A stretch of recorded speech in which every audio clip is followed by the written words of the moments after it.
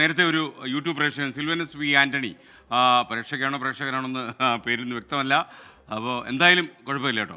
അവരൊരു വാർത്ത അറിയിച്ചിരുന്നു, നമ്മുടെ പാലത്തിൽ വെച്ച് എറണാകുളം നോർത്തിലെ പാലത്തിൽ വെച്ചൊരു കാറിന് തീപിടിച്ചു. അപ്പോൾ നമ്മൾ അന്വേഷിച്ചു, താങ്കൾ പറഞ്ഞതിന് ശേഷം അന്വേഷിച്ചത് നോർത്ത് റെയിൽവേ സ്റ്റേഷന് സമീപമാണ് ഇങ്ങനെ കാറിന് തീപിടിച്ചത്. കാർ പൂർണ്ണമായും കത്തി നശിച്ചു എന്നാണ് ഞങ്ങളുടെ പ്രതിനിധി ശ്യാംകുമാർ റിപ്പോർട്ട് ചെയ്യുന്നത്.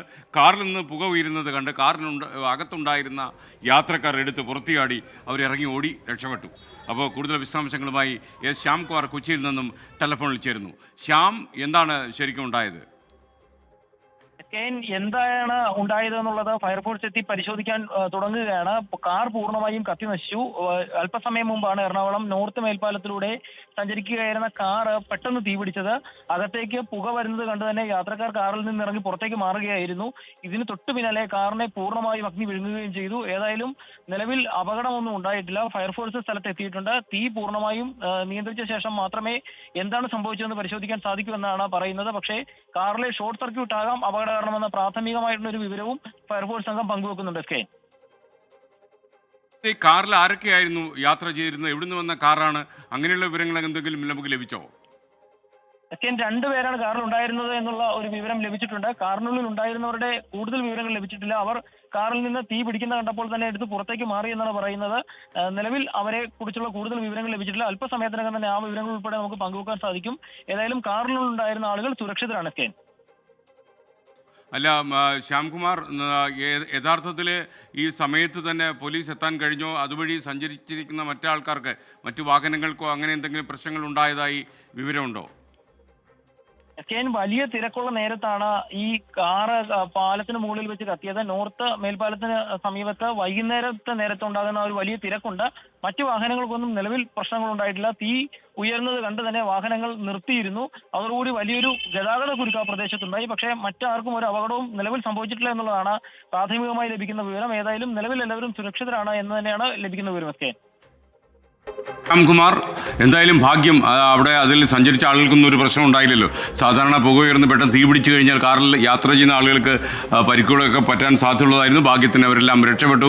കാറിൽ നിന്ന് പുക കണ്ട ഉടനെ തന്നെ അവർ പുറത്തേക്ക് ഇറങ്ങി ഓടി രക്ഷപ്പെട്ടു എന്നാണ് ശ്യാംകുമാർ റിപ്പോർട്ട് ചെയ്തത്. സന്തോഷം.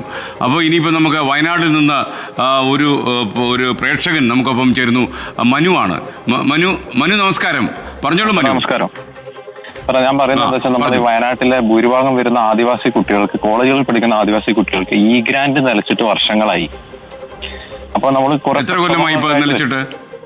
ഈ ഗ്രാന്റ് 2020 അഡ്മിഷൻ എടുത്ത കുട്ടികൾക്ക് ഇപ്പൊ സർട്ടിഫിക്കറ്റ് ആണ്, അവർക്ക് കോഴ്സ് കംപ്ലീറ്റ് ചെയ്യാൻ പറ്റുന്നില്ല. കേരളത്തിൽ ഏത് മന്ത്രിയുടെ ചാർജിലാണ് ഇതുള്ളത്? ശരിക്കും വിദ്യാഭ്യാസ വകുപ്പിന്റെ കീഴിലാണോ അതോ ഡിപ്പാർട്ട്മെന്റിലാണോ ഉള്ളത്? സാർ, വിദ്യാഭ്യാസ വകുപ്പിന്റെ കീഴിൽ ഇത് വരുന്നുണ്ട്. പിന്നെ ഉന്നത വിദ്യാഭ്യാസ വകുപ്പിന്റെ കീഴിലുള്ള IHRD കോളേജുകളിലാണ് മെയിൻ ആയിട്ട് ഇത് കിട്ടാത്തത്, പ്രധാനമായിട്ടും കൊടുക്കാത്ത.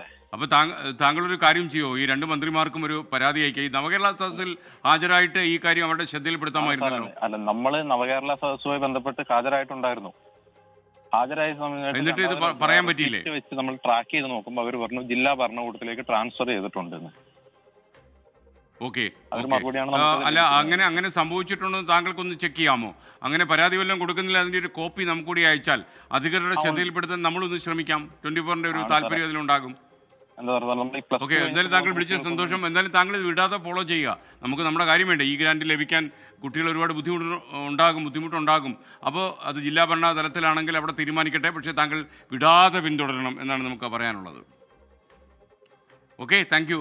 മനുവാണ് വിളിച്ചത്. Thank you for calling Manu. ഇതുപോലെ പ്രേക്ഷകരുടെ പ്രശ്നങ്ങളൊക്കെ നമ്മുടെ ശ്രദ്ധയിൽപ്പെടുത്തുമ്പോൾ നമുക്ക് കോപ്പികൾ ലഭിച്ചാൽ തീർച്ചയായിട്ടും നമ്മൾ അധികൃതരുടെ ശ്രദ്ധയിലേക്ക് ഈ കോപ്പികൾ കൊണ്ടുപോവുകയും ചെയ്യാം. 24 അഞ്ചിന്റെ വജ്രത്തിളക്കം. ലോകത്തെവിടെയായാലും ഏത് സമയത്തും 24 വാർത്തകളും ഓഗ്മെന്റഡ് റിയാലിറ്റി പാക്കേജുകളും എക്സ്പ്ലെയിനറുകളും വിശദമായി കാണാൻ ഞങ്ങളുടെ യൂട്യൂബ് ചാനൽ നിങ്ങൾക്ക് സബ്സ്ക്രൈബ് ചെയ്യാം.